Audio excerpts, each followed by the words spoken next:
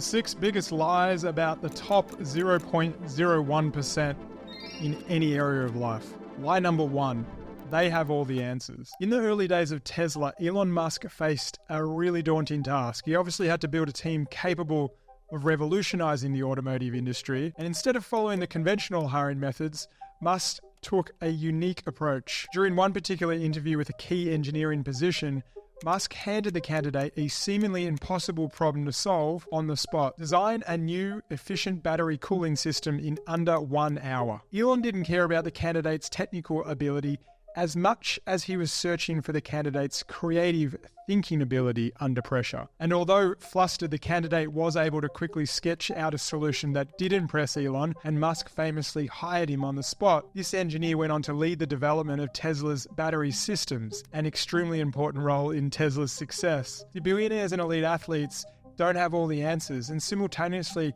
they don't try to hire people who have them as well. Top skill business billionaires and the game changer athletes have the ability to hire people who are willing to search for the answers with them. This allows them to trust their team and leave their team to do their job. This is the first of 6 common lies that you're likely to believe about the top 0.1% in both business and sport. And understanding these misconceptions is really important if you intend to rise up the ranks in your career sport. Lie number 2 is never fail. In 1985, Steve Jobs was fired from Apple, the result of his aggressive leadership style at the time. And for many high-profile leaders, this crushing blow would have been enough to end a career. But Jobs was far from finished. He came up with a plan and he founded Next, a company dedicated to building advanced computers. And around the same time, he also made a bold move acquiring a little-known animation studio named Pixar. Under his leadership, Pixar thrived, and not long after, Toy Story was released, the world's first computer-animated feature film, which transformed the animation industry forever. Apple was starting to regret the decision and brought Steve Jobs back into the company, and you know the rest of the story. But the part that you might not know is Jobs didn't get there by failing over and over. Billionaires and athletes don't fail without reason. Each step of the way is a clear learning point, and the best athletes just make it a priority to never repeat a mistake twice. Now, you may already know that I'm going to leave the best points for later on in this video, because like they have for me, these will change how you see the top 1% in any corner of life. These 6 common lies hold even the most promising athletes back. Trust me, I see it every day. Lie number 3, they work 24/7. You don't need to work 12 hours a day. In fact, it's highly discouraged, especially if you're working with me. Warren Buffett spends a substantial portion of his day reading and thinking, and he admittedly spends around 80% of his time reading. However, he doesn't do this for leisure.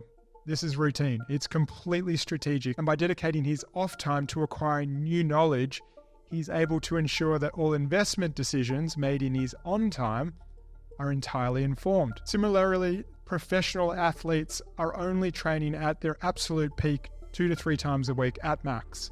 The rest of their workload is at threshold level or less, because rest is crucial, and dedicating more time to the process of recovery increases your focus and your efficiency when you need to do the real work. Billionaires and athletes, they don't dedicate their schedules to work. They are dedicated to the process of performance. That's a word I want you to remember. They're just far more careful than most when it comes to choosing what areas they want to choose to outperform their competition in. But to do this, it's crucial to understand this next point. Lie number 4.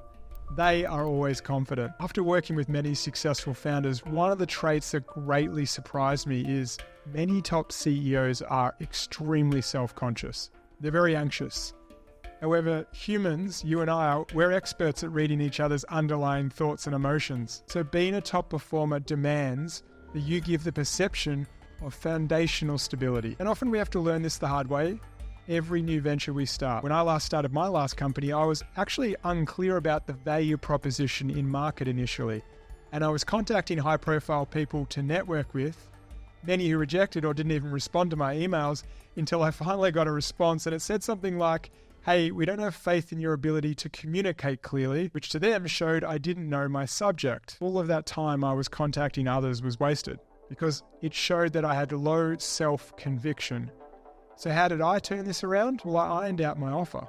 I went over iterations until I had conviction over my positioning in the market. I was confident that what I had founders genuinely needed to be able to reach the next level, I just had to communicate that with conviction, confidently, and shortly after I landed my first client almost effortlessly. It's okay to be anxious about the unknown. Everyone is, especially the elite athletes and business leaders, trust me. But if you want to win, if you want to rise to their level, giving off the perception of foundational stability is key. Even if you think it's not noticeable, it is. But being confident doesn't mean anything if you're not intrinsically motivated. Lie number 5, they are motivated by money. The idea that business billionaires are driven by money is not true.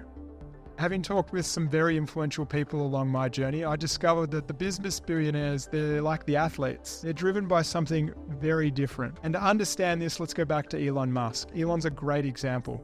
He has all the money he needs to live an extremely satisfactory life. He owns several of the largest companies in the world, yet you'll still find Elon sleeping on the floor of an office after an intense late-night work session. Musk is clearly not motivated by money, but what drives him?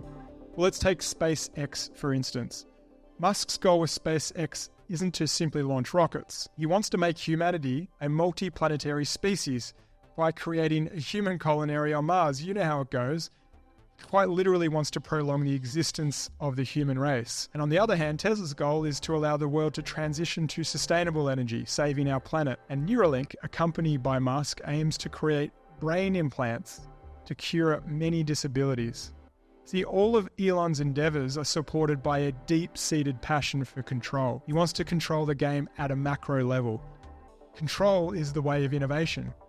It's how innovation happens. So if you want to innovate, you have to obsessively compete against the system problem you are up against. It's crucial to find a purpose that inevitably forces you to focus right down to the fundamentals of your niche. So I want you to identify what truly excites you and go deep on that. Look at the areas that are controlling the parts of life you're most passionate about. If you can do this, if you can go down to the system problem and your heart and mind sing in unison, well, this is by definition something you care deeply about. Business or sport for money is very short-sighted lens of performance. You'll not get far other than burnout. Lie number 6, risk-taking. That brings us to our final and most critical misconception about the top 0.01%. Stop taking risks. I mean it. While risk-taking is an integral ingredient to success, the billionaire and the professional athlete approach risk significantly differently. This has changed the way I view risk in my own life and through my coaching with my clients. Here's an example.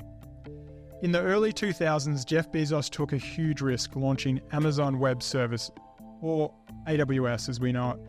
This forced him to divert huge resources away from Amazon's core business and to invest in an unproven field of cloud computing. He committed $160 million at the time, and along with a significant amount of his own time. To completely understand what was going through his head at the time, let's look at a quote from Bezos himself. We all know that if you swing for the fences, you're going to strike out a lot, but you're also going to hit some home runs. The difference between baseball and business, however, is that baseball has a truncated outcome distribution.